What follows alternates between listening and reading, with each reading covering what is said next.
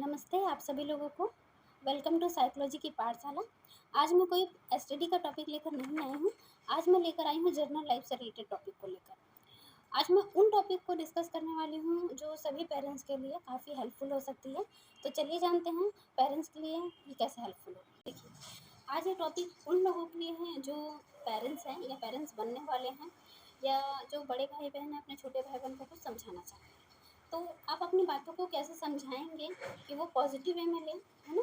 तो चलिए जानते हैं, एज़ ए पेरेंट्स आप अपने बच्चों के सामने किन-किन बातों को रखोगे, तो वो आपके सामने पॉज़िटिविटी के साथ एक्सप्रेस करेंगे अपनी बात। तो चलिए जानते हैं, एज़ ए पेरेंट्स आपको बच्चों के सामने किन बातों को रखना है, ठीक है? मैं 10 टॉपिक के बारे में आप लोगों को बताऊँगी कि ये 10 लाइन अगर आप अपने बच्चों के सामने बोलते हैं, तो वो अपनी बातों को वो अच्छे से एक्सप्रेस कर पाएँगे, और साथ ही आप अपनी बातों को किस वे में रखते हैं वो पॉजिटिव वे में लेना चाहिए। चलिए जानते हैं, एज ए पेरेंट्स आप अपनी बातों को बच्चों के सामने किस तरह से रखेंगे ताकि बच्चे जो हैं आपकी बातों का बुरा ना माने और आपकी बातों को पॉजिटिव वे में लें। जैसे कि आप जानते हैं, अभी नए जनरेशन के बच्चे जो हैं कई सारी बातों को दिल में लगा लेते हैं, या आपकी बातों को समझ नहीं पाते हैं, या अपनी गलती को एक्सेप्ट नहीं करते हैं। तो चलिए जानते हैं बच्चों के सामने ऐसा कौन सा सेंटेंस आप बोलोगे ताकि बच्चा जो है रियलाइज़ कर सके कि आप उनके सामने उनकी बातों को कैसे रख रहे हैं और क्यों रख रहे हैं। सबसे पहले एज़ ए पेरेंट्स जो है, कई बार ज़रूरी नहीं है कि बच्चे से ही गलती हो, कई बार पेरेंट्स से भी गलती हो सकती है। तो सबसे पहले आप अगर मान लीजिए आपसे कोई गलती हो गई है और आप उन बातों को एक्सेप्ट करना चाह रहे हैं, तो आप बोलिए, आई एम सॉरी बेटा, मेरे से गलती हुई है, मैं इस चीज़ के लिए आपसे माफ़ी माँगूँगी। अगर आप सॉरी वाला वर्ड यूज़ कर देते हो, तो जिससे पेरेंट्स को भी साथ-साथ बच्चे को भी रियलाइज़ होगा कि जो पेरेंट्स ने जो कुछ बात कही है शायद उनको बुरा लग रहा है, और वो जो है आपका बॉन्डिंग उस वक़्त मज़बूत हो सकता है। अगर मान लीजिए बच्चे से कोई गलती हो गई है, ठीक है? तो आप ब्लेम मत करिए बच्चे को। आप बच्चे को इस सेंटेंस को यूज़ करिए कि इट्स ओके बेटा, आपसे गलती हो गई है। आपने आकर मेरे सामने खुद आकर इस चीज़ को एक्सेप्ट किया है, या इस चीज़ को बताया है, एक्सप्लेन किया है, वो मेरे लिए बहुत बड़ी बात है। अगर आप इस तरह सेंटेंस यूज़ करते हैं बच्चे के सामने, तो बच्चा जो है अपनी गलती को रियलाइज़ करेगा और उस गलती को दोबारा उस गलती को दोहराएगा नहीं। हो गई है, सबसे बड़ी बात ये है कि आपने खुद आकर इस चीज़ को एक्सप्लेन किया है और इस चीज़ को एक्सेप्ट किया है, ये बात मेरे लिए बहुत बड़ी है। एक्सेप्ट किया और इस चीज़ को मेरे सामने बताया खुद आकर, ये मेरे लिए बहुत बड़ी बात है, और मैं आपकी ऑनेस्टी को, आपकी ईमानदारी को काफ़ी एप्रिशिएट करती हूँ। ये सेंटेंस सुनने के बाद बच्चे को जो है काफ़ी पॉजिटिविटी मिलेगी, और जिससे वो रियलाइज़ कर पाएगा कि अपनी गलतियों को खुद आकर एक्सेप्ट करके बता देना बहुत अच्छी बात होती है, और वो नेक्स्ट टाइम कभी आपसे कोई बात छुपाएगा नहीं कर पाते फीलिंग को, है ना? तो अपनी फीलिंग्स को एक्सप्रेस करना बच्चों के सामने भी बहुत ज़रूरी है, जिससे आप और आपके बच्चे के बीच का बॉन्डिंग काफ़ी मजबूत होगा, ठीक है? तो कई बार आप अपने बच्चों से ये कह सकते हैं सिचुएशन के अकॉर्डिंग कि मुझे आपका कंपनी बहुत पसंद है, मुझे आपके साथ टाइम स्पेंड करना बहुत पसंद है, I really like you and I very need you. मुझे आपके साथ आपकी कंपनी में रहना, आपके साथ टाइम स्पेंड करना बहुत अच्छा लगता है। अगर ये आप सेंटेंस यूज़ करते हैं, तो नॉर्मली जो बॉन्डिंग शायद टूट रही हो, या सामने वाले को रियलाइज़ नहीं हो रहा हो कि आप उनके लिए कितना अहमियत रखते हैं, या बच्चे की लाइफ में आपका क्या रोल है, तो वो उस चीज़ों को रियलाइज़ कर पाएगा, और आप अपने फैमिली में जो टूट रही रिश्तों को आप मजबूत कर सकते हैं। या अपनी बातों को बोल नहीं पा रहा, तो यहाँ पे बोलिए अपने बच्चे को कि क्या हुआ बेटा, क्या बात है, बताओ, मैं तुम्हारे साइड ऑफ स्टोरी सुनना चाह रही हूँ, तुम्हारे पॉइंट ऑफ व्यू सुनना चाह रही हूँ कि बात क्या है, चलो आओ बैठ कर बात करते हैं। अगर आप ये लाइन को आप अपने बच्चे के सामने या अपने छोटे भाई बहन के सामने बोलते हैं, तो हो सकता है वो उन बातों को भी बोल सके जो बात आपसे शेयर नहीं कर पा रहा है। कई बार सॉल्यूशन मिल के निकलना बहुत ज़रूरी है, तो यहाँ लेट्स फाइंड न्यू सॉल्यूशन। कई बार ऐसा होता है कि सॉल्यूशन मिल नहीं पाता है बच्चों को, ठीक है? तो बच्चे के सॉल्यूशन के लिए आप, डिजिटल हो गया है इंडिया, कई सारे गैजेट हैं, ऐप्स हैं, गेम्स हैं, और कई सारे प्रॉब्लम्स हैं। तो आप बच्चे से डिस्कस करने के दौरान आप बोल सकते हो कि मुझे इस बारे में ज़्यादा कुछ पता नहीं है, चलो इस बारे में बैठ कर बात करते हैं। तो हो सकता है वो खुलकर अपनी बातों को रख पाएँ, या कोई आप नया सॉल्यूशन दे पाओ, या आप दोनों मिलकर कोई उस प्रॉब्लम का सॉल्यूशन निकाल पाओ। तो लेट्स फाइंड न्यू सॉल्यूशन, क्योंकि हर प्रॉब्लम का सॉल्यूशन कहीं न कहीं है। अगर प्रॉब्लम है तो सॉल्यूशन साथ में आता है। साथ में आता है। तो फाइंड करने की ज़रूरत है सॉल्यूशन को। Let's find new solution. आप बच्चे को बोल सकते हैं कि मुझे इस बारे में ज़्यादा कुछ पता तो नहीं है, लेकिन चलो मिलकर बैठकर इन सॉल्यूशन को इन प्रॉब्लम्स का सॉल्यूशन को निकालते। तो इम्पोर्टेंट फील कराना बहुत ज़रूरी है। अगर आप बच्चे को भी ये फील कराते हो तो वो आपके साथ काफ़ी ज़्यादा कनेक्टिविटी हो सकती है, उनकी रिलेशनशिप बॉन्डिंग काफ़ी मजबूत हो सकता है। ये मैं अभी की जनरेशन के हिसाब से बता रही हूँ, क्योंकि अभी के बच्चे जो हैं गैजेट में बिज़ी रहते हैं, मोबाइल में बिज़ी रहते हैं, ऑनलाइन फ्रेंड्स में बिज़ी रहते हैं, पेरेंट्स को टाइम नहीं दे पाते। तो वहाँ पे इन इमोशनल वर्ड्स का यूज़ करना ज़रूरी है।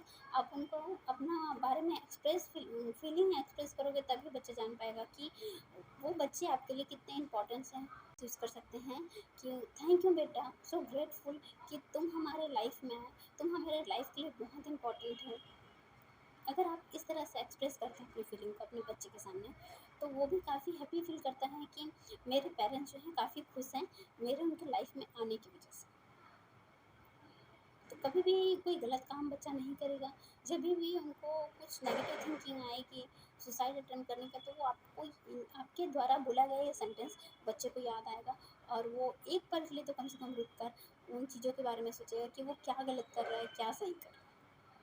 तो गलती होती है और हम बच्चों को माफ़ भी कर देते हैं, लेकिन इन चीज़ को बोलना भी कभी कभी ज़रूरी है। तो बच्चे को बोलिए बेटा आई फॉरगिव यू, मैंने तुम्हें माफ़ कर दिया है, अब आप इस चीज़ का टेंशन बिल्कुल मत लो, बेटा मैंने आपको माफ़ कर दिया। अगर हम ये वर्ड बच्चों के सामने बोलते हैं तो बच्चे के अंदर ये चीज़ रियलाइज़ होता है, पॉजिटिव फीलिंग आती है कि मेरे पेरेंट्स जो हैं मुझे गलती के साथ एक्सेप्ट किया है, मैं पेरेंट्स के साथ हमेशा रह सकती हूँ। नेक्स्ट है, कई बार ऐसा सिचुएशन आ जाता है कि हम लोग बच्चों के सामने आर्गूमेंट हो जाते हैं, बच्चों के सामने आर्गूमेंट होते हैं या बच्चों से आर्गूमेंट होते हैं। तो उस सिचुएशन को हैंडल करने के लिए आप आर्गूमेंट से थोड़ा पॉज लेकर खाना पीना खा लीजिए, है ना, थोड़ा शांत हो जाइए, रिलैक्स हो जाइए, उसके बाद आप उस टॉपिक पे बात करिए। तो कई बार अगर आर्गूमेंट बढ़ गया है ना, घर के सिचुएशन के अकॉर्डिंग, तो उस वक्त आर्गूमेंट में थोड़ा पॉज ले लीजिए, खाना पीना खा लीजिए, है ना। उसके बाद जब माइंड शांत हो जाए तो बाद में उस टॉपिक पे आप बात करें, जिस भी टॉपिक पे लड़ाई हो रही है, आर्गूमेंट हो रही है। क्योंकि जिस वक्त आप आर्गूमेंट के सिचुएशन में हैं, तो कोई ना कोई एग्रेसिव मोमेंट में रहता है, या तो पेरेंट्स या तो बच्चे या दोनों ही आर्गूमेंट के सिचुएशन में रहते हैं, तो काफ़ी एग्रेसिव माहौल हो जाता है वहाँ पे। तो वहाँ पे उस आर्गूमेंट को पॉज करना, स्टॉप करना ज़रूरी है। उस टाइम के लिए आप उस आर्गूमेंट को स्टॉप कर दिए, पॉज ले लीजिए और कुछ खा लीजिए, पी लीजिए। उसके बाद थोड़े रेस्ट लेने के बाद उस टॉपिक पे आप शांति से उस टॉपिक पे दोबारा बात करिए। तो कई बार माहौल जो है काफ़ी पीसफुल हो जाएगा, वो बातें बढ़ेंगी। जैसे साइंस के बच्चे हैं, एमबीबीएस के बच्चे हैं, इंजीनियरिंग के बच्चे, कई सारे कंपटीशन एग्जाम का तैयारी करते हैं बच्चे, यूपीएससी, आईएएस, है ना, और वो काफ़ी मेहनत कर रहे होते हैं, लेकिन कई बार वो डिमोटिवेट हो जाते हैं दूसरे लोगों को देख करके, या फिर खुद जब वो एक बार में अटैम्प्ट नहीं कर पा रहे हैं, निकाल नहीं पा रहे हैं, तो काफ़ी सैड फील करते हैं, काफ़ी वो अपने आप में रिग्रेट फील करने लगते हैं, रिग्रेट फील करने लगते हैं। तो वहाँ पे आप बच्चों को बोलिए आई प्राउड ऑफ यू बेटा, मैं देख रही हूँ कि आप काफ़ी मेहनत कर रहे हो, काफ़ी स्ट्रगल कर रहे हो, और आप बहुत अच्छा करोगे लाइफ में। अगर आप अपने बच्चे को मोटिवेट करते हो कि मैं देख रही हूँ आप काफ़ी हार्ड वर्क कर रहे हो डेली, सिंसियर हो, मैं देख रही हूँ बेटा कि आप डेली काफ़ी मेहनत कर रहे हो, काफ़ी हार्ड वर्क कर रहे हो, तो आप इस तरह से उसको अप्रिशिएट करते हो, मोटिवेट करते हो, तो बच्चे में जो है पॉजिटिव फीलिंग आती है, पॉजिटिव मोटिवेशन आता है अपने वर्क को लेकर के, अपनी मेहनत को लेकर, और वो दोबारा जो है एनर्जी के साथ उस पर दोबारा काम पे फोकस कर पाता है। तो इस सेंटेंस को भी कभी कभी अपने बच्चों के सामने बोलना बहुत ज़रूरी है, क्योंकि कई बार बच्चे मेहनत करते करते अपने आप में रिग्रेट फील करने लगते हैं, या उनको लगता है कि मैं नहीं निकल पा रही हूँ, आईएएस नहीं हो पा रहा है मेरे से, या डॉक्टरी नहीं हो पा रही है। तो वहाँ पे अगर पेरेंट्स एक दो बार इस सेंटेंस को यूज़ करते हैं सिचुएशन के अकॉर्डिंग कि आई प्राउड ऑफ यू बेटा कि आप बहुत मेहनत कर रहे हो, कई बार बच्चे को ये सेंटेंस भी बोलना काफ़ी ज़रूरी है। कि कई बार बच्चे जो हैं सुसाइड अटेम्प्ट कर लेते हैं, या डिप्रेशन में चले जाते हैं, या कई बार बहुत बड़ी बात हो जाती है तो वो उस चीज़ को शेयर नहीं करते हैं, ठीक है। तो यहाँ पे बच्चे को ये बात बताना बहुत ज़रूरी है कि बेटा बहुत बात बिगड़ जाए या कुछ भी हो जाए, हम आपके साथ हमेशा रहेंगे, हम आपके साथ हमेशा हैं। इस बात को बोलना बहुत ज़रूरी है, कभी कभी एक्सप्रेस करना बहुत ज़रूरी है, तभी बच्चा जो है अपने आप को आपके साथ महसूस करता है, और वो कभी भी गलत काम नहीं करेगा या सुसाइड अटेम्प्ट नहीं कर। लाइफ को लेकर बहुत परेशान है, या फिर कई सारी बात बच्चे बता नहीं पाते हैं और वो काफ़ी साइलेंट हो गया है, या वो बता नहीं पा रहा है, या फिर उसको लग रहा है उसने अपनी लाइफ में बहुत बड़ी गलती कर ली है, है ना?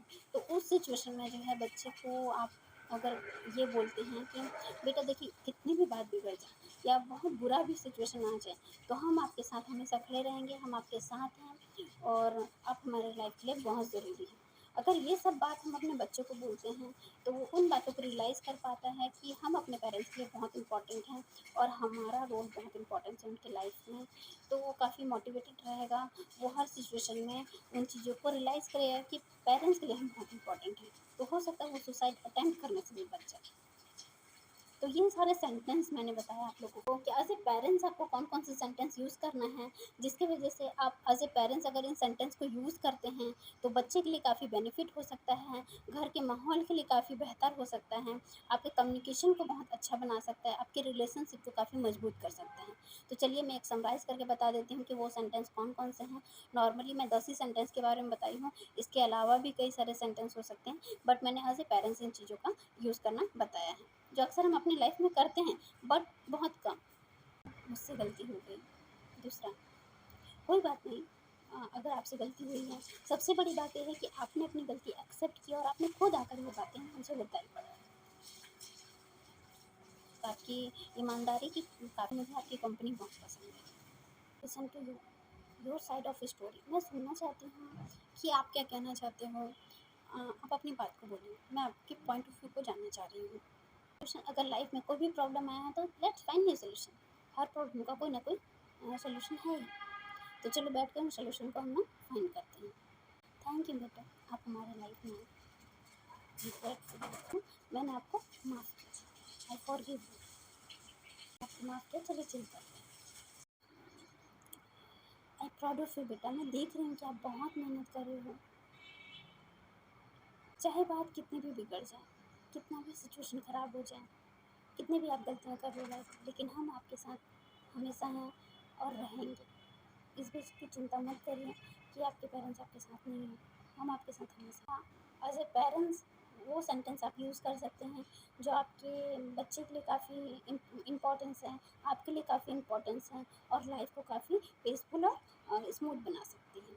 अगर आप ये सेंटेंस को आप डेली यूज़ करते हो सिचुएशन के अकॉर्डिंग। जो पसंद आ रहा है तो please like share comment please and subscribe कर दीजिए मेरे चैनल को।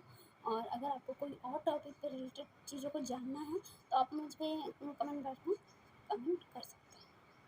Thank you.